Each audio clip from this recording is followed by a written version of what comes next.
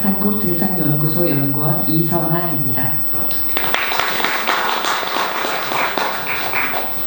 한국등산연구소는 1982년 당시 김영도 고문에 의해서 설립되었고 김영도 초대 소장에 이어서 현재 남선훈 소장님이 취임해서 여러 세미나를 개최하면서 국내 알피니즘을 정립하고 비판적인 시각과 화두를 제공해 오고 있습니다. 오늘 그 네 번째 세미나에서는 8,000m씩 사좌, 그 정상은 어디인가라는 주제로 지난 세미나의 주제와 맥을 나란히 하고 있습니다. 오늘 진행은 서두 발언에 이어 두 분의 발표자와 그리고 세 분의 토론자가 의미 있는 시간을 마련했습니다. 오늘 참석해 주신 여러 귀한 분들 많으신데요. 그 중에서도 특히 포rum 등산학교 이용대 명예교장 선생님, 그리고 대한산악연맹 손중호 회장님, 서울시연맹 석채연 회장님, 한국산악학회 최준기 회장님 특별히 감사드립니다.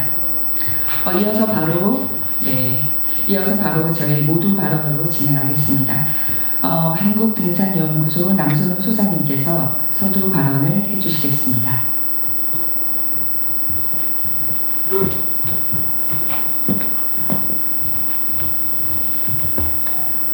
안녕하십니까.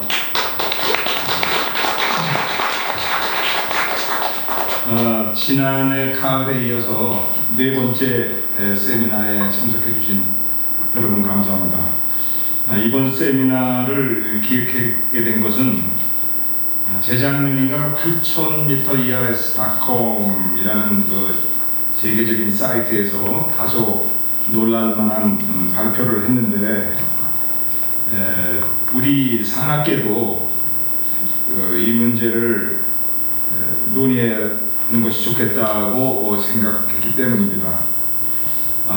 누군가는 다 지나가는 일들을 이제 와서 들추려고 하느냐 라고 말씀하실지 모르겠습니다. 그러나 8,000m 산은 대한민국 산악사에서 큰 비중을 차지해왔고 지금도 산악인들에게 동경의 대상이기에 이 문제를 논의조차 하지 않는다면 한국 산악계는 집단적 방관이라는 비판을 받게 될지도 모르기 때문입니다. 돌이켜보면 한국의 등반 역사가 이제 100년을 넘었고 그 속에서 1962년부터 시작된 히말라야 원정은 60여 년 동안 대한민국의 등반사의 커다란 물줄기였습니다. 그동안 히말라야에서 등반 활동을 펼친 원정대가 6,000m 이상의 산 140여 개 봉에 무려 400여 팀이 넘어섰습니다. 그 중에서도 170여 개 팀이 8,000m 봉우리 산에 도전한 원정대였습니다. 가히 8,000m 신드롬을 일으키며 한국 산악인들은 세계의 주목을 받아왔습니다. 그리고 8,000m 14자를 완등한 산악인도 다수 배출되었습니다. 14자 완등, 이것은 그야말로 인간 승리의 기록이었고 산악인들의 선망의 대상이었습니다. 저는 처음에 월간 산지의 해외 뉴스 기사를 보고 여러분들이 생각하시는 것 같은 의문을 가졌습니다. 8000m-ERS.com이라는 이 사이트가 근래에 와서야 위성에 의한 좌표로 최고점을 찾아내고 대부분의 등정자를 미등정으로 몰아가는 것 아니냐라는 생각을 가졌던 것입니다. 그런데 내용을 자세히 들여다보니 그 최고점은 최근에 위성으로 찾아낸 것이 아니고 초기부터 그곳에 올라간 등정자들이 있었다는 것입니다. 그렇다면 그동안 대부분의 등정자가 어떤 정상을 그 최고점으로 착각했거나 앞선 등정자들의 자료만 믿고 올랐다고 볼 수 있습니다. 저는 오늘 이 세미나를 통해서 등정, 미등정을 가려내려고 하는 것이 아닙니다. 우리는 과거의 이 문제를 어떻게 정리하는 것이 가장 합리적일까 하는 논의를 하고자 하는 것입니다. 저는 알피니즘이 탐험 정신과 탐구 정신의 산물이라고 믿고 있습니다. 1m라도 높은 미지의 장소가 있다면 그곳을 찾아오르는 것이 진정한 알피님의 정신이 아닐까 생각합니다. 부디 오늘 발표자들의 강연을 들으시고 여러분들의 많은 고견을 개진해 주시기 바랍니다. 감사합니다.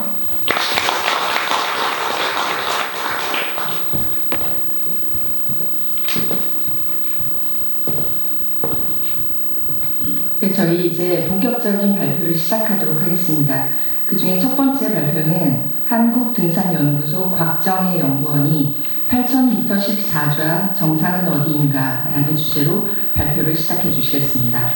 곽정혜 연구원은 알프스와 히말라야에서 여러 등반을 해왔으며 한국 여성 5번째로 에베레스트를 오르고 산악 관련 서적 및 교재를 저술 및 출간한 바 있습니다.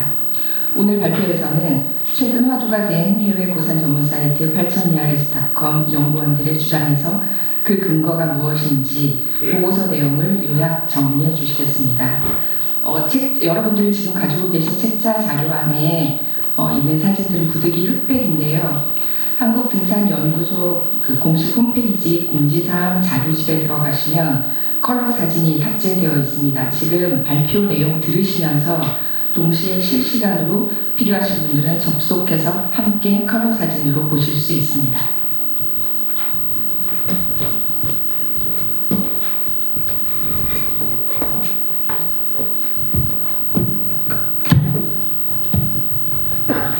네, 안녕하세요. 곽정혜입니다.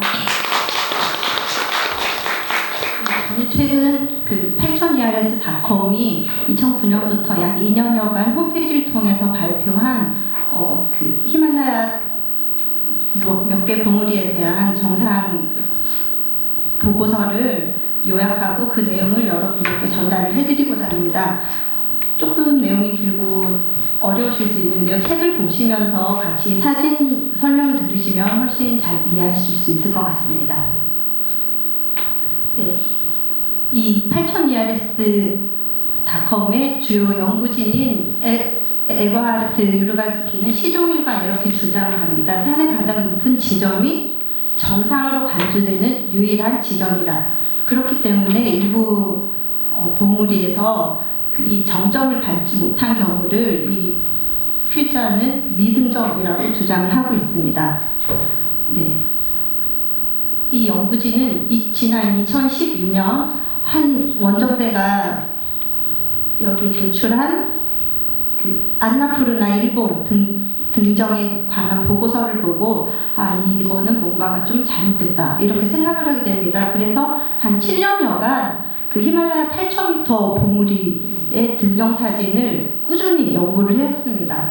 그렇게 하다 보니 등반가들의 정확한 등정 위치 그리고 누가 어디로 어떻게 올라가는지에 확실한 문제가 있었다는 걸 발견을 하게 됩니다. 특히 문제가 되는 봉우리가 여기 마나슬루 그리고 다울라게 일봉, 안나푸르나 일봉 이 세 개의 봉우리에서 많은 문제가 발견되었습니다.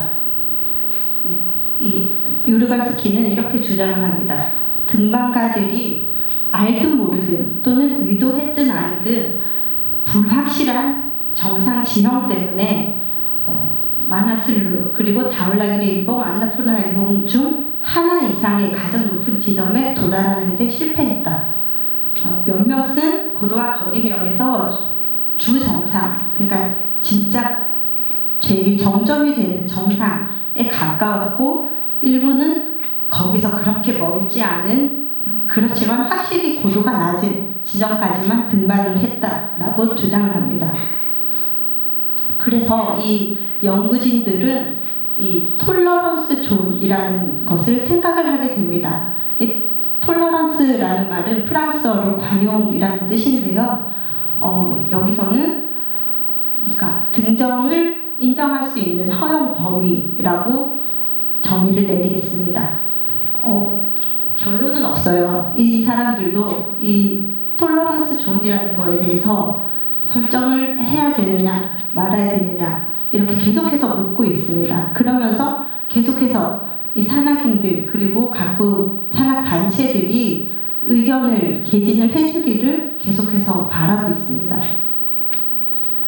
산악계가 이 문제를 해결할 최선의 방안을 찾는 것을 도와주기를 바란다. 이 사람들의 계속해서 이렇게 도움을 요청하고 있습니다. 왜냐하면 모든 사실 아까 전 소장님께서 모두 발언에서 말씀을 해주셨지만 한참이 지났고 이제는 별로 중요하지 않은 문제일 수도 있습니다. 그리고 상관없는 사람들도 있고요. 그 산악계 내에서만 얘기가 오가다 말 수도 있지만 그렇지만 모든 사람에게는 이 정확한 정보를 알 권리가 있기 때문에 이 보고서들을 다 공개를 한다 이렇게 얘기를 하고 있습니다. 그래서 이 문제가 되는 세 개의 보물에 대해서 조금 더 자세히 살펴보도록 하겠습니다. 먼저 마나슬루입니다. 세계에서 8번째로 높은 보물인데요. 이 마나슬루는 접근성이 좋고 노멀 루트에서 큰 기술적인 어려움이 없기 때문에 최근 그래서 조금 8,000m 보물이 중에서 등반하기가 조금 쉬운 보물이로 인식이 되고 있습니다. 그래서 최근 2013년부터 2020년까지 7년 동안 그 이전 1956년 초등 이전부터 2013년까지 등반했던 등반대보다 이 7년 사이에 더 많은 등반대가 이 마나슬루를 등반을 했습니다. 근데 보면 거의 다 가을 시즌에 등반을 했는데요. 마나슬루 정상 지형의 문제는 정상 지형이 굉장히 좀 흐릿하다고 합니다. 그래서 여기서는 그 메인 서밋, 그러니까 꼭지점이 되는 진짜 정상을 메인 서밋이라고 하는데 전체적으로 주 정상이라고 표현을 하겠습니다. 그 주 정상 앞에 있는 봉우리를 주 정상으로 오인해서 그곳에서 등정을 마치는 경우가 많다고 합니다. 그래서 등정 시비도 자주, 등정 시비 논란도 자주 일어나는 그런 곳입니다. 그럼 정상 지형을 사진으로 한번 보겠습니다. 이렇게 사진으로 보면 굉장히 또렷해 보이는데 실제로 등반을 하게 되면 이렇게 등반을 올라가게 되면 어디가 어딘지 굉장히 헷갈린다는 그런 마나슬루인데요. 여기 A에서 E까지는 전위봉입니다. 그리고 여기 1은 그 뾰족한 피너클이 하나 있고요. 여기서 나오는 C는 전부 커니스를 뜻합니다. 여기 C2 그리고 C3를 지나서 이 4번을 가야지 진짜 정상, 주 정상입니다. 그런데 최근에 거의 대부분의 등반가들이 이 C2에서 등정을 마치는 경우가 많다고 합니다. 이 C2에서 4번까지는 거리는 20m 정도고 고도 차는 약 3m에서 6m 정도 차이가 난다고 합니다. 근데 이 C2하고 C3 사이에는 아주 작은 골이 있고요. 이 C3하고 4번 사이에도 한 4, 6m 내외의 골이 있다고 합니다. 이 마나슬루는 적설량에 따라서 이 정상지대의 조건이 굉장히 다른데요. 몬순 이전에는 거의 이렇게 검은색이 많이 띈 바위 진영입니다. 거의 날카로운 이런 바위 커니스들이 많이 드러나 있는데요. 몬순이 지나거나 가을 겨울 시즌에는 이 정상부 전체가 눈으로 덮이게 됩니다. 그래서 이 정상지대도 굉장히 구분이 잘 안 가고요. 이 날카로운 눈 커니스가 형성돼 있어서 굉장히 좀 등반의 위험이 높아진다고 합니다. 이 노멀 루트 아까 보신 그 전위봉에서 본 C2의 모습입니다. C2 이후로는 아무것도 안 보이죠. 그래서 이 C2를 정상으로 오인하는 경우가 굉장히 많습니다. 그렇기 때문에 최근 등반가들이 이 C2에서 등정하는 경향이 굉장히 많은 영향을 미쳤을 것으로 봅니다. 더 가까운 지점에서 보시면요, 아까 이 1번 피너클이 보이고요. 여기서 봐도 이 C2 이상은 보이지도 않습니다. 그래서 이 C2가 정상이구나 이렇게 생각하는 경우가 많습니다. 또한 이 사진을 보시면 여기 보시면 이런 깃발 네 팔에 그 룽다가 걸려 있는 모습을 보실 수 있을 보실 거예요. 이게 최근에 이제 여기서 루다가 걸려 있으니까 아 이곳이 정상이구나 하고 이곳에서 등정 사진을 많이 찍었다는 그런 증거입니다. 그런데 이 C2를 올라섰더니 이렇게 선명하게 C3가 보이고 더 높은 이 4번 주 정상이 보입니다. 그 마지막 부분 C2부터 이 4번까지 클로즈업한 사진인데요. 여기서 보면 거의 이 방향에서는 어디가 주 정상인지 잘 구분이 가지 않죠. C2를 더 지나서 C3에서 등정을 마친 경우도 많았습니다. 이 경우에는 이제 계절을 보시면 몬순 이전 다 5월인데요. 5월, 그러니까 몬순 이전에는 적설량이 적기 때문에 이 암벽이 드러나 있기 때문에 등반을 하기가 조금 수월했습니다. 하지만 이 사람들도 4번 주 정상까지는 가지 않고 C3에서 등정을 마쳤습니다. 이 사진은 1956년 일본 원정대 초등가시의 사진인데요. 이 C3 위에서 4를 바라보면 분명히 더 높다는 걸 알 수 있죠. 이 팀은 그 5월 몬순 이전이기도 했고 많은 연구를 한 끝에 진짜 정상, 주 정상에 올라서서 등정을 했습니다.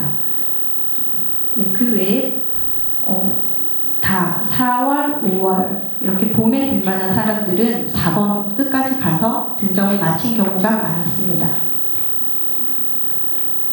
4번에서 C3, 그 앞에 있는 C3를 내려다보면요. 이렇게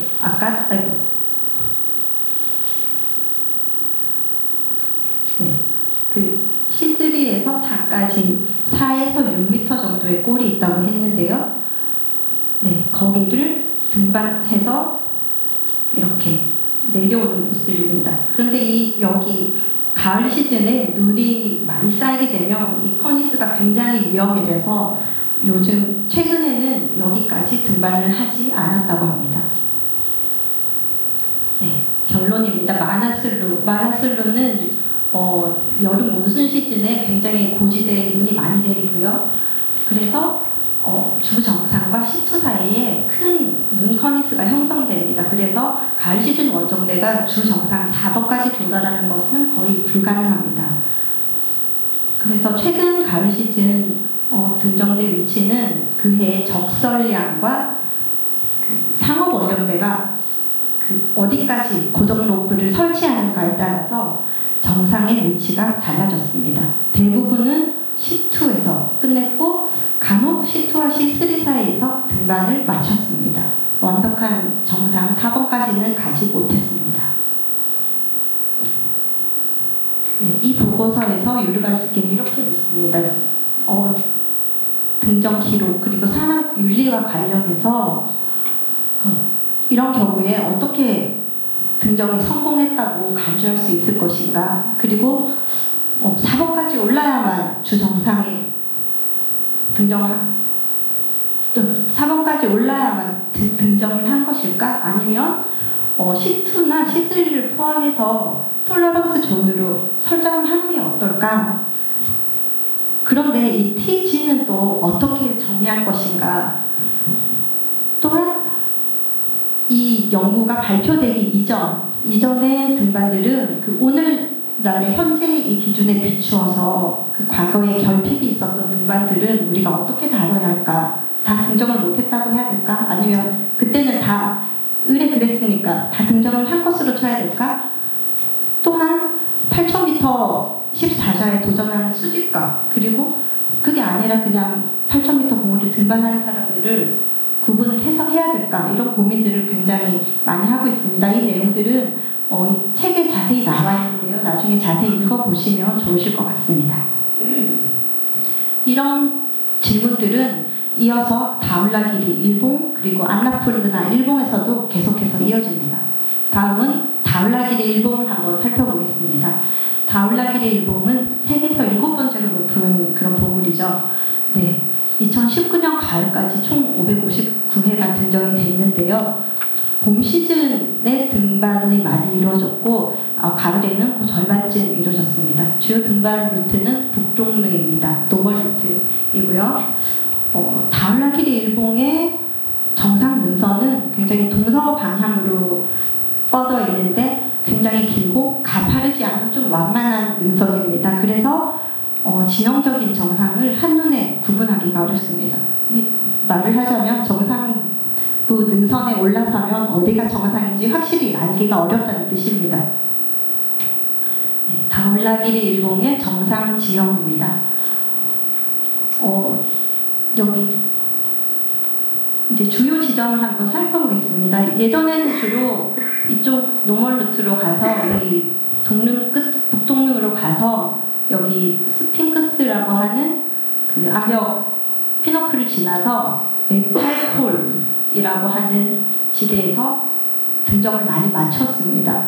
사실 이 메탈폴에서 정상까지는 더 가야 되는데 여기서 등정을 마친 경우가 많았습니다. 근데 최근에 상업 원정대들은 이 구간은 굉장히 좀 바람에 많이 노출되어 있고 기술적으로 좀 어려움이 있어요. 그래서 최근에 그 상업 원정대들은 이쪽 서릉 끝까지 쭉 간 다음에 이 동클루아르나 서클루아르로 나가서 이 서릉에 붙어서 이렇게 등정을 하는 경우가 많습니다. 그런데 여기서도 여기 보이는 이 웨스트 로키 서미트라고 하는 곳하고 이 주 정상이 육안상 보기에 구분이 쉽지가 않아서 주로 여기서 등정을 마치는 경우가 많았습니다. 좀 더 자세한 거리를 다음 사진에서 한번 보시겠습니다. 지금 이 사진은 구글 이미지에서 발췌한 것인데요. 이 구글 이미지를 바탕으로 각 지점 간의 거리를 유출을 해봤더니 아까 말한 이 메탈폴이라는 곳에서 정상까지는 140m 정도의 거리차가 있었습니다. 그리고 이 동클럴의 출구에서 정상까지도 한 140m 정도의 거리차가 있었습니다. 그러니까 이쪽으로 가는 등반가든 이쪽으로 가는 등반가든 한 300m 반경, 260m 반경 이내에서 등정이 이루어졌습니다. 지금까지. 네, 다음은 이들은 굉장히 이렇게 구간으로 설명을 하고 있는데요. 이 진행 방향은 이쪽입니다. 그 책에서 보시면 그 구간 설명이 나와 있는데요. 진행 방향이 이쪽 서쪽에서 동쪽이라는 것을 유념하고 봐주시기 바랍니다. 네, 먼저 아까 그 쿨러의 출구에서 정상을 바라봤을 때 모습입니다. 아까 지금 여기는 제일 오른쪽에 있는 서쿨러의 출구에서 정상을 바라본 모습인데요. 여기에 동쿨러의 출구가 있고 그 앞에 전위봉이 있고 그리고 주 정상이 있습니다. 여기서 보면은 굉장히 완만해 보이죠, 보기에도. 네. 이 사진을 찍은 이 고향 페트로프라는 사람이 말하기를 이 서쿨루아르를 나와서 사진 찍은 곳에서 정상까지 약 10분 정도 걸어갔다라고 증언을 했습니다. 똑같은 지점인데 이 사진은 눈이 많이 내렸을 때 모습이고요. 이 사진은 눈이 없을 때 모습이고 조금 더 앞쪽 한 이쯤에서 촬영을 한 사진입니다. 굉장히 좀 차이가 크죠. 네, 동클루아르 출구에서 나왔을 때 이쪽 아까 말한 그 WRF인데 여기서는 주정상의 모습이 보이지 않습니다. 그래서 사람들이 여기까지만 가서 등정을 하는 경우가 많았습니다. 그런데 여기 튀어나온 바위 밑에 가면은 분명 여기 더 높은 주정상이 보입니다. 네, 여기 이 WRF의 오른쪽에는 이 조그만 릿지가 보이는데요. 여기가 굉장히 좀 위험하기 때문에 아마 이 이상 더 진출을 하지 않는 것 같습니다. 네, 눈이 없을 때와 있을 때 모습이 좀 극명하게 차이가 있죠. 네, 주 정상에 가면 이렇게 캐른이 놓여져 있다고 합니다. 여기가 진짜 정상이고요. 이 사진, 아래 사진은 그 2006년 이 주 정상에 올라선 리베스 메로이의 모습입니다. 리베스 메로이는 2005년에도 다울라기리 일봉에 도전했었습니다. 그런데 리베스 메로이는 저쪽 동쪽에 있던 메탈폴이라는 지점을 동쪽 정상으로 잘못 알고 거기서 사진을 찍고 내려갔어요. 그래서 내려오고 나서 보고를 했는데 거기가 정상이 아니라는 걸 알고 본인은 등정에 실패했다라고 보고를 했고, 그 다음에 2006년에 다시 다울라기리 일봉에 재도전해서 이 주 정상에 가서 다시 등정을 했습니다. 여기 뒤에 보이시는 이 바위 A, B, C, D, A, B, C, 네, 이 바위를 자세히 보시면은 그 다음 등정자들도 같은 곳에서 등정을 했다는 걸 아실 수 있습니다. 이 초등자들의 모습인데요. 여기도 A, B, C, D, 여기도 A, B, C, A, B, C 이런 바위가 정상임을 나타내는 그런 바위입니다. 다음은 정상 그리고 메탈폴 지대 사이를 한번 살펴보겠습니다. 이 사진은 그 1960년대 초등자들이 동릉에서부터 오는 그런 사진인데요. 현재 메탈폴은 여기보다 더 아래에 있고, 이 제에 있는 스핑크스라고 하는 좀 특징적인 바위입니다. 그리고 이 아이는 메탈폴과 정상 사이에 있는 그런 작은 봉우리 하나입니다. 조금 전에 말씀드린 2005년에 리베스 메로이는 이 메탈폴 지점이 정상인 줄 알고 이곳에서 사진을 찍고 내려갔습니다. 이 메탈폴은 좀 특이한데요. 아마 지명이 여기 보시면 이런 짝대기가, 새로 된 짝대기가 하나 꽂혀 있어서 메탈폴이라고 불리는 것 같습니다. 분명히 여기는 정상이 아닙니다. 더 아래에서 보시면 여기 메탈폴이 보이고요. 메탈폴과 아까 보였던 I 봉우리, 그리고 여기를 지나서 주정상이 나옵니다. 이 메탈폴에서 I까지가 한 60m 정도 거리가 있고, 이 I에서 정상까지 또 한 60m 정도 거리입니다. 이제 사진의 동쪽부터 서쪽으로 진행 방향을 한번 살펴보겠습니다. 지금 그 I 봉우리, 메탈폴을 지나서 I를 향해서 올라가고 있는데요. 여기 보시면 사람 얼굴같이 생긴 이 바위가 이렇게 있죠. 여기서 지금 정상 거의 가까운 지점에 이렇게 등반을 해야 되는 그런 지대가 있다는 것은 굉장히 등반가들한테 큰 부담이 될 것 같습니다.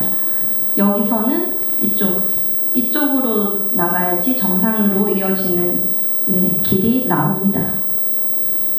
조금 전에 그 아이를 올라서서 이제 정상 바로 밑에 모습인데요. 이 정상 바로 아래에서도 이렇게 좀 테크니컬한 그런 등반을 펼쳐야 됩니다. 그렇게 해서 이제 동쪽에서 올라간 리베스 메로의 모습이고요. 이 동쪽에서 반대쪽, 그 W 아래쪽 쪽을 바라봤더니 이렇게 좀 평평한 그런 능선이 펼쳐져 있습니다. 이번에는 그 최근 상업 등반대가 많이 가는 출구에 대해서 한번 알아보겠습니다. 최근에 상업 등반대가 이쪽 서쪽 끝으로 와서 여기 보이는 도무클라르 출구에서 빠져나와서 바로 이 지점입니다. 여기서 빠져나와서 여기 보면 이제 빠져나간 사람의 모습이 보이죠.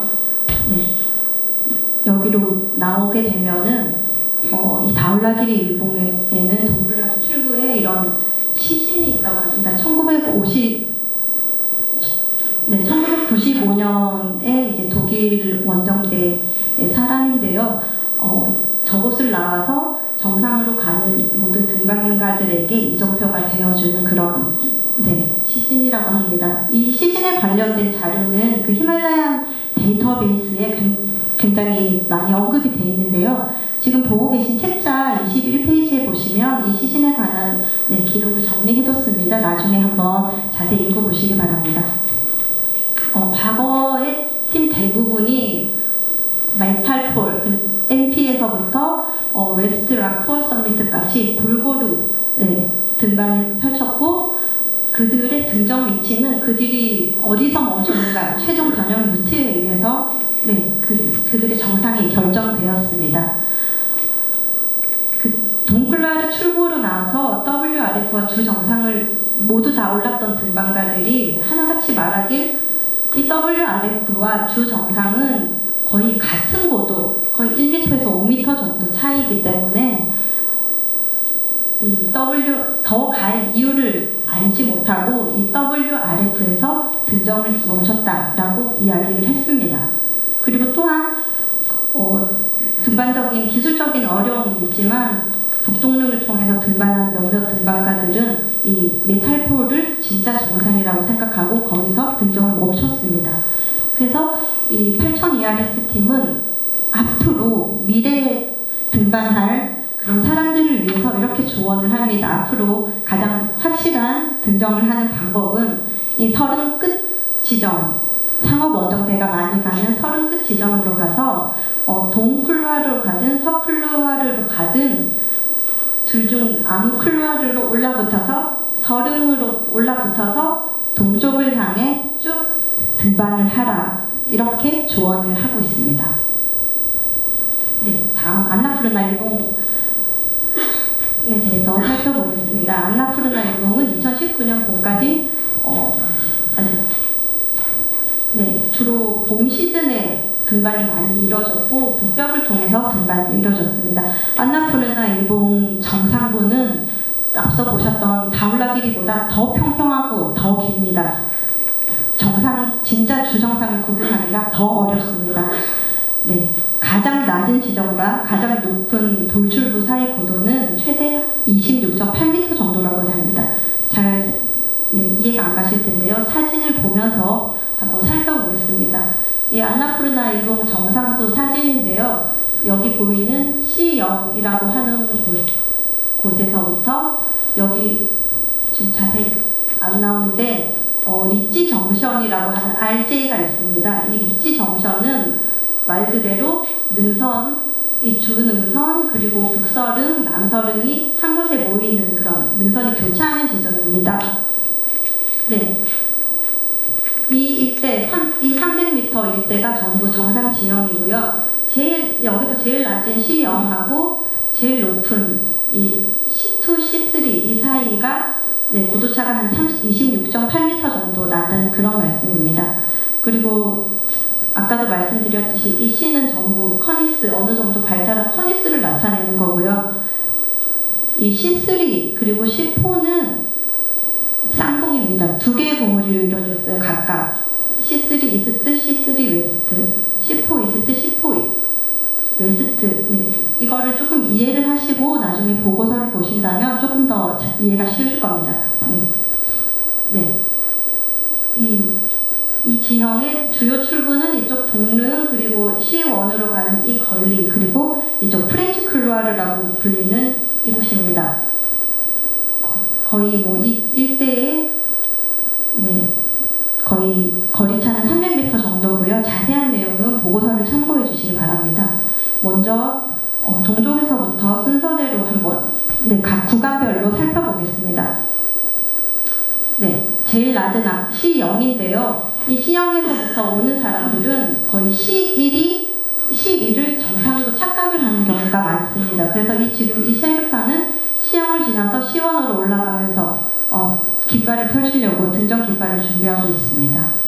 네, 이 C0 아래에는 이런 조금 두드러진 이런 암벽지대가 있는데요. 락필드가 있는데 이 락필드들을 잘 보셔야 될 게 2011년 한국 코룸 부산 원정대입니다. 이들은 굉장히 악천후 속에서 안나푸르나 일봉을 등반했는데요. 네, 이곳 C0 지점에서 등정을 마쳤습니다. 이들이 있는 곳에 조금 전에 언급된 이 락필드가 있는 걸 보실 수 있습니다. 그리고 C0과 여기는 C0 그리고 C1 사이고요. 이 C1을 넘어서면은 거의 여기서부터는 거의 평탄한 지형이 쭉 이어진다고 합니다. 네.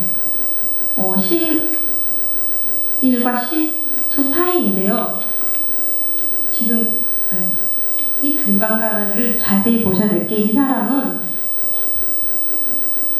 그 남벽 출구에서부터나 C0에서부터 쭉 출발을 해서 C1을 지나서 C2를 지나서 C3까지 갔습니다. 그 이유는 자신이 진짜로 그 안나푸르나 정상에 갔는지 알 수가 없어서 그냥 이 능선 전체를 거의 횡단을 했습니다.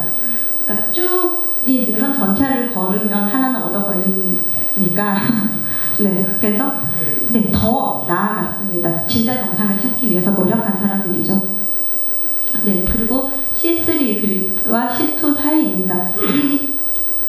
이 사람들도 마찬가지로 이 라파엘 그리고 쿠쿠츠카도 정확한 그 주정상 지점을 알 수 없었기 때문에 본인이 도착하는 곳에서 조금 더 나아간 사람들입니다.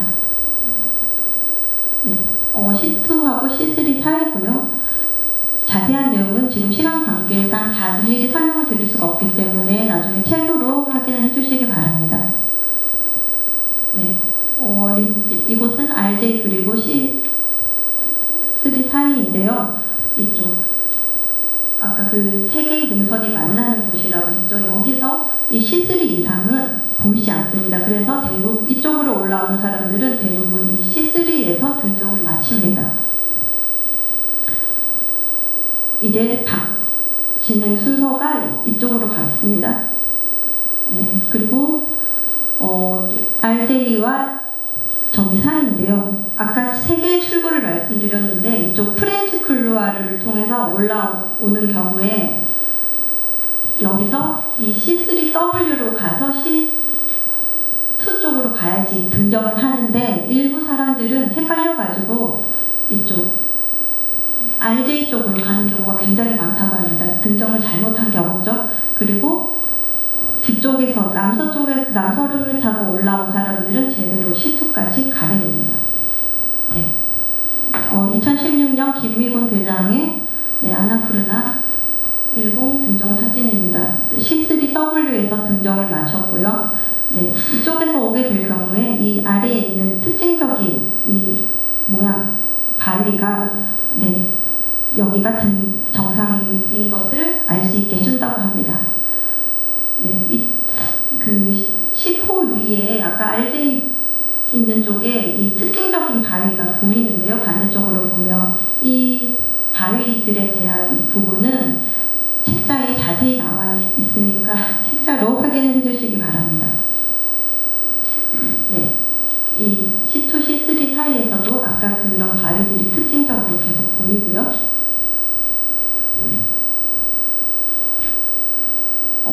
이쪽은 C1, 제일 아래 C1인데요. 1987년 일본 원정대 사진입니다. 여기 사진 설명에 따르면 이들은 2시 48분에 이 지점에 도착한 후에 이 30분 뒤에 C3에 도착을 했습니다. 여기는 C1인데요. C1을 지나서 C2를 지나서 C3까지 더 갔다는 말이죠. 그러니까 완전한 그 주 정상을 어딘지 헷갈리기 때문에 이들도 C3에서 C3 능선 전체를 횡단을 했습니다. 네, 안나푸르나 일봉에 대한 정리입니다. 거의 안나푸르나 일봉은 거의 대부분이 C대로 그리고 북서안보 사이 능선 전체에서 등정을 했습니다. 그들의 등정 위치도 그들이 멈춘 곳이 등정 위치였습니다. 지금까지 이 보고서 이전에까지 이 보고서가 나오기 전까지는 정말 엄격하게 8,091m라는 정점이 어딘지 정확하게 알 수 있는 정보가 조금 적었습니다. 안나푸르나 같은 경우는. 그래서 그런 불확실한 등정을 피하기 위해서 몇몇 등반가들은 아예 C1에서 C3 전체를 왔다 갔다 하면서 그들의 등정을 했습니다. 그 미래 등반가들을 위해서는 거의 그냥 1에서 10호까지 등성 전체를 횡단을 하라, 하나는 얻어버린다, 이런 말을 하고 있고요. 네. 그렇지 않을 경우에는 조금 더 나아가서 네, 확실한 등정을 하기를 권유하고 있습니다. 일단 마나스르, 다울라길리, 그리고 난나푸르나 세 개의 봉우리에 대해서 살펴봤고요. 여기에 더해서 그 8000ERS.com이 같이 그 홈페이지에 게시한 캉첸중과 노멀루트 등정에 관한 보고서를 함께 준비를 했습니다. 2021년 그 대만의 등반가 그레이스 챙이라는 사람이 캉첸중과에 등정했다라고 했는데 그들의 등정은 잘못되었다라는 것을 밝혀낸 그런 보고서입니다. 먼저 캉첸중과의 그 등반 루트입니다. 이 빨간 점선이 노멀 루트, 이고 이쪽 세모, 빨간 세모가 정상입니다. 그런데 여기 보시면 가는 길 옆에 이렇게 그 피너클 지대가 있습니다. 피너클, 뾰족뾰족한 피너클들이 이루어진 피너클스가 있는데요. 여기 보시면 GT, 그러니까 그레이스 챙의 약자입니다. 이 사람들은 이쪽으로 잘못 올라가서 이곳에서 등정을 했다라는 그런 보고서입니다. 네, 이 그레이스 챙이 제시한 정상부 사진인데요. 이쪽 B3 그리고 여기 오른쪽 위에 보이는 이 사진을 보시면 여기 B3 보이시죠? 그리고 그들의 머리 위에 있던 바위는 이 9번 바위였습니다.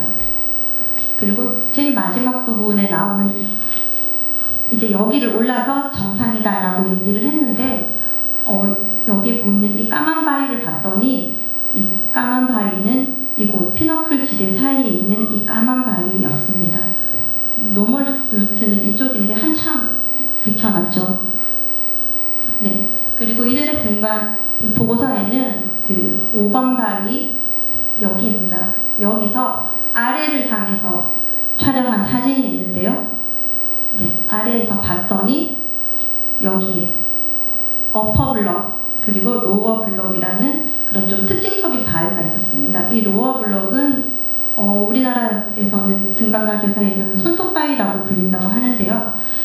네, 여기 밑에 이 비방코라는 사람의 위치가 나와 있는데 이 사람의 사진을 봤더니 확실히 어퍼 블럭 그리고 로어 블럭이 구분이 되죠. 그리고 네, 우리나라에 많이 알려진 오은선 씨의 등정 사진입니다. 네, 이 사진 설명에는 2009년 피너클 지대 내 어딘가에서 조금 전에 보셨던 로드리고 비방코라는 사람보다 조금 더 위에서 촬영한 오은선 그리고 그녀의 왼쪽 다리 아래에 어퍼 블럭이 보인다. 이렇게 사진 설명이 나와 있습니다.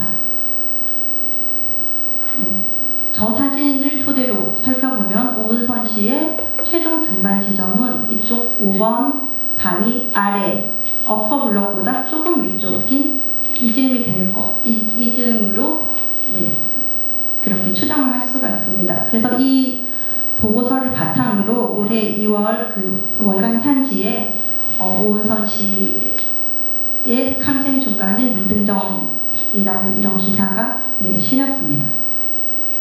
그리고 이 다울라길이의 정상부 모습인데요. 이 사진과 그 그레이스 챙이 제시한 정상부 사진은 많이 다릅니다.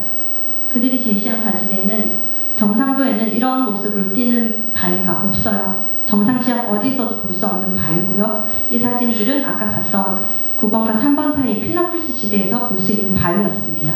그리고 캉첸중과 정상에서는 이 얄루칸과 장우가 이렇게 아래로 보이는데 그레이스 챙이 제시한 정상 사진은 더 아래에서의 모습이 보입니다. 그런데 이 사진은 바로 오른쪽의 사진은 그 데니스 울코가 피너클 지대와 정상부 하단에서 찍은 사진이라고 제시한 사진과 똑같았습니다. 그러므로 이 그레이스 챙 등반대는 정상까지 가지 못하고 피너클 지대에서 등반을 마쳤다라는 게 입증이 됐습니다. 이렇게 살펴봤고요. 항생 중간에 이렇게 살펴봤고 앞서 이야기한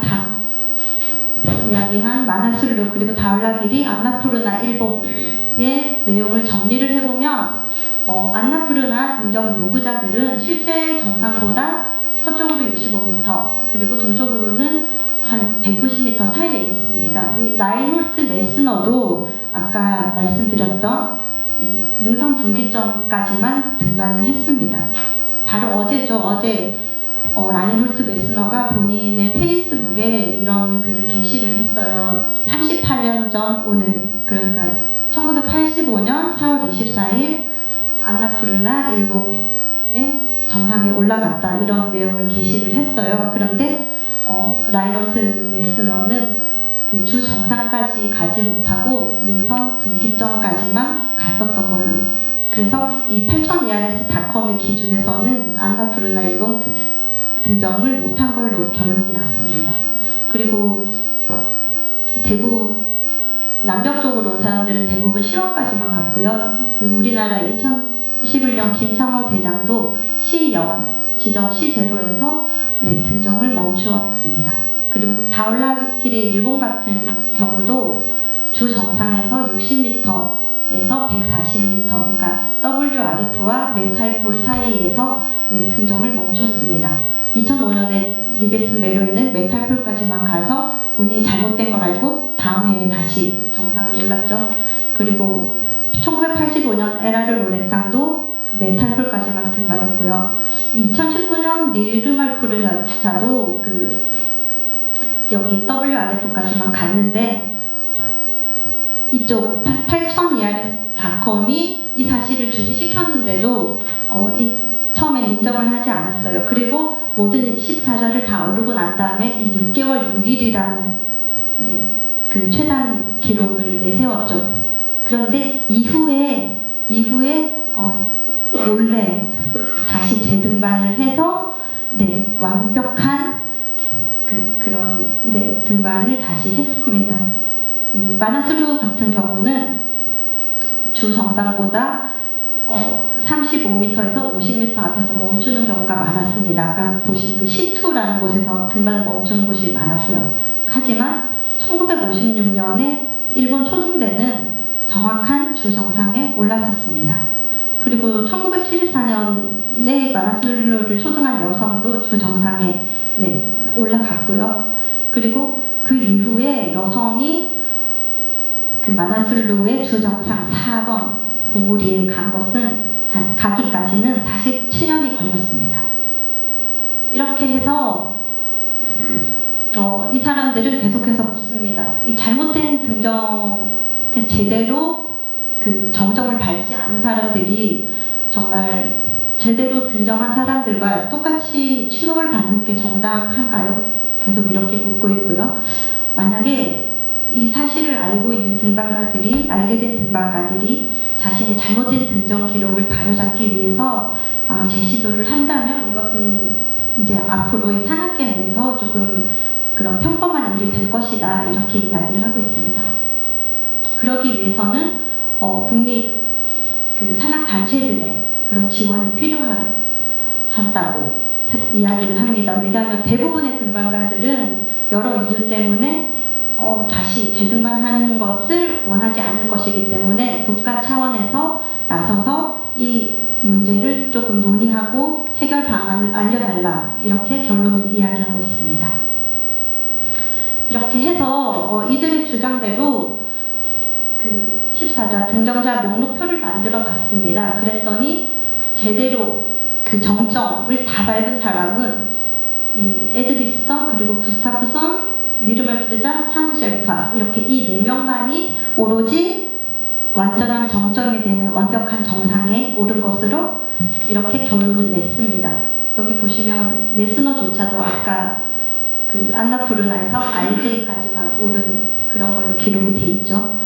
그리고 우리나라 한국 등반가들 같은 경우에 박영석, 그리고 김대수, 한학용, 김창호, 이 사람들도 이렇게 14개 중에서 11개만 정상이 입증되었고 2개에서 3개 정도가 미등정으로 입증이 되었습니다. 대부분이 산들이 다울라길이, 마나슬루, 아나푸르나 이곳에서 문제가 있었다라고 이야기를 합니다. 김미곤, 김홍빈 역시 마찬가지고요. 오은선 씨는 이곳 캉첸 중간은 못 오른 걸로 되어 있고 다울라길이와 마나슬루에서도 잘못된 지점에서 정상에 오른 걸로 되어 있습니다. 네, 그리고 현재 여성 14자 등정 현황도 같이 이렇게 나와 있는데요. 지금 현재로서는 이 니베스 메로이가 그 마나슬루에서 10초까지만 오른 걸 다시 재등반을 한다면 아마 여성 최초 14자 등정자라는 타이틀에 가장 가까워질 것으로 그렇게 보고 있습니다. 네. 그리고 지금 현재 책자에는 이 연구를 하고 난 다음에 사설 그리고 부록이 함께 실려 있습니다. 지금 시간 관계상 다 말씀을 드리지 못하는데요. 이들은 결국 이 톨러런스 존이라고 하는 등정 인정 구역을 허용하지 않기로 이 팀 내에서 그렇게 결정을 내렸습니다. 이것은 이들의 결정이고요. 네, 저의 의견은 아닙니다. 아무튼 이 자세한 내용과 그 부록들은 나중에 한번 이 책자를 찬찬히 읽어보시면 훨씬 더 이해가 잘 되실 거라고 봅니다. 이 8,000 이아리스타컴 연구진들은 현재 이 7명 이 다국적 을 가진 이 7명이 굉장히 고군분투하면서 계속해서 이 8,000m 산들에 대한 진짜 정상 그리고 그 정보들을 계속 수집하고 연구를 해 나가고 있습니다. 이들의 노고에 감사를 드리고 박수를 보내면서 저희 발표를 마치겠습니다. 감사합니다.